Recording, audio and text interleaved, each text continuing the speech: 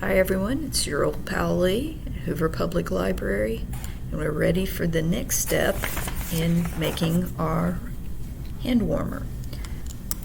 This step is the tricky one, but I'm going to take it slow and show you every step of the way.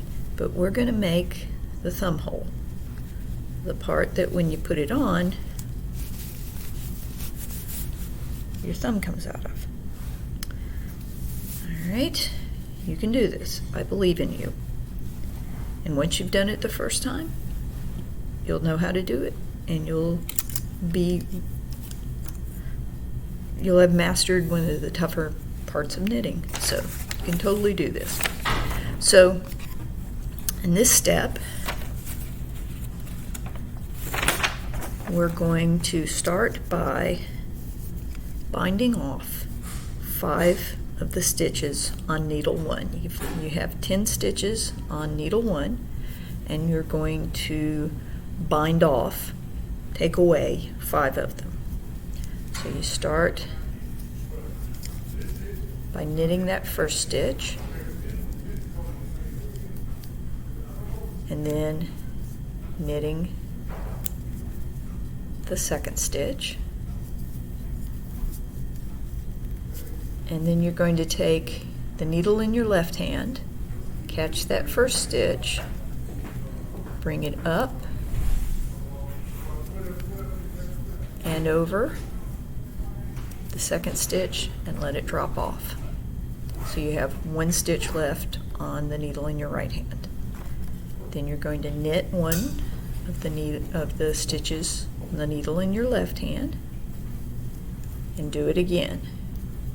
Pick that stitch up, the needle, and just pull it over the top of the stitch and then let it drop off. One more time. Knit. So you have 2 stitches on the needle in your right hand. Catch the one furthest to the right, bring it over its mate, and there you have 1 stitch left on the needle in your right. Alright, we got 1 more to do. Knit it,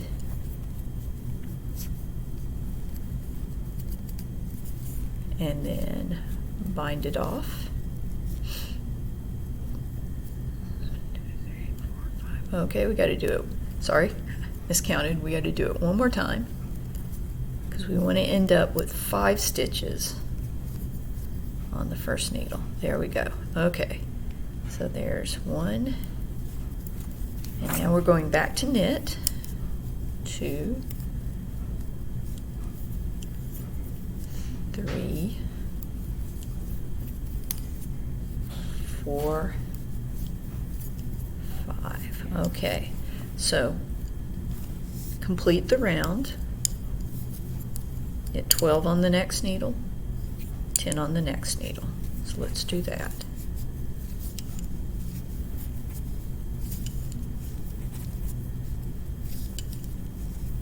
Everything in this part of the hand warmer is in knit, so it should go fairly fast.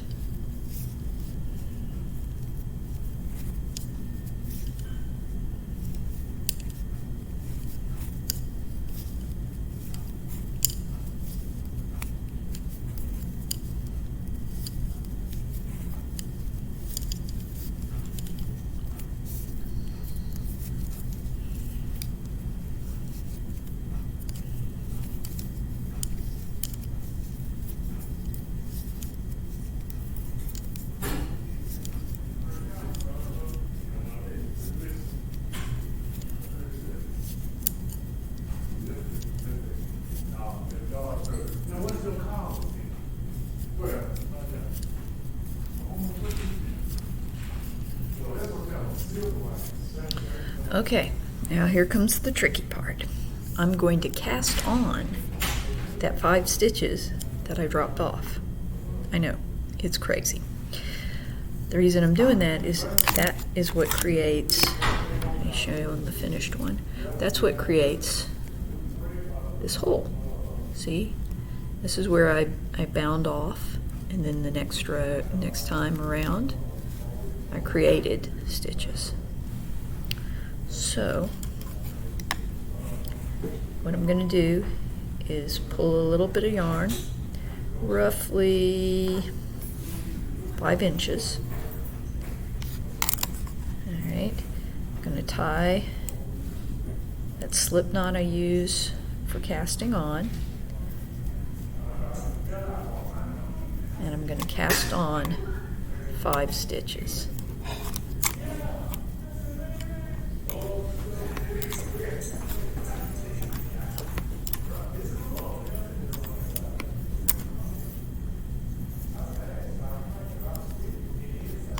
And then I'm going to take a look at it. I've got too much yarn here. One of the nice things about knitting is you can redo. So let's choke it down a little bit. Let's do about 3 inches. Again, little slip knot. Catch it. Here we go. 1,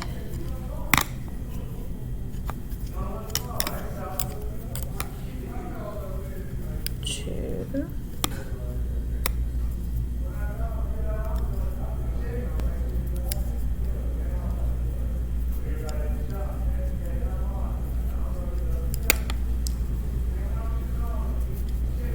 3. I'm liking this a lot better.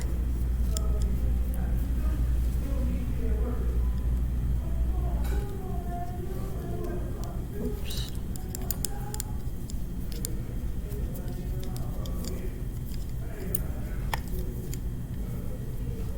Making funny facial expressions while you knit is also part of the process. 1, 2, 3, 4, 5. All right, so I have cast on 5 there on what will become needle 1. I've got a little tail right here, roughly 1/2 inch, but don't worry about it. That's fine, because over time, as you wear them, that little tail will get sort of subsumed into the stitches around it. That's the nice thing about knitting. The tension in the stitches redistributes to the stitches, and so over time they get more even. So now I can, oh, look at that. Okay, good moment, teachable moment. I dropped a stitch. It's barely poking out right there, so I just stay calm and catch that sucker and bring it back onto the needle it needs to be sitting on. Drop stitches are not the end of the world. You don't have to start all over again. Just relax, catch it, and bring it back. That's the nice thing you will learn as you knit. When you make mistakes, you'll do them enough times that you'll be like, it's not that big a deal, I can fix it. All right, so now, here we go. I'm knitting that very next stitch, and I've got a little bit of excess yarn right there. You can see it right there. But then again, it's not a big deal. Over time, it will get pulled into the stitches that it's between. And knit, and knit, and knit, and knit. And so now I have created what will become the thumb hole. So that's needle 1. I'm going to finish the end of the round just as I say on my pattern. So I'll get to the end of that round.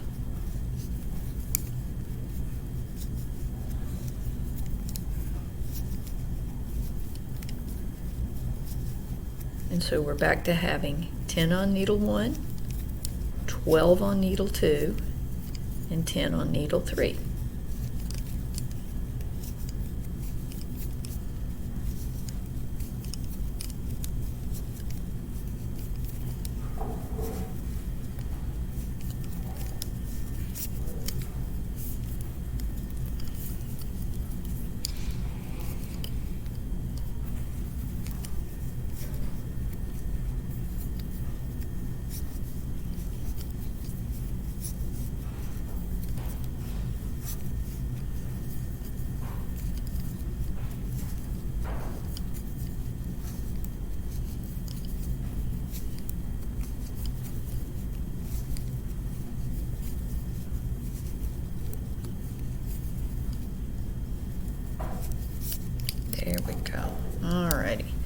So now I've created what's going to be my thumb hole. Okay, so next step after I've done creating the thumb opening, I'm going to go and knit 10 more times and build this part right here. Now this is a place where you can shorten or lengthen. You can, if you don't want as much space up here on your fingers, right, you can make it shorter, or if you feel you've got a really long hand and you want to add a little extra, that's a good place. This is a place where you can expand on the pattern. So when we come back, we're going to have finished this bit right here, and then we're going to transition into this bit right here, and then after we knit that, there'll be one final video where we will build this part and we will bind off in the top.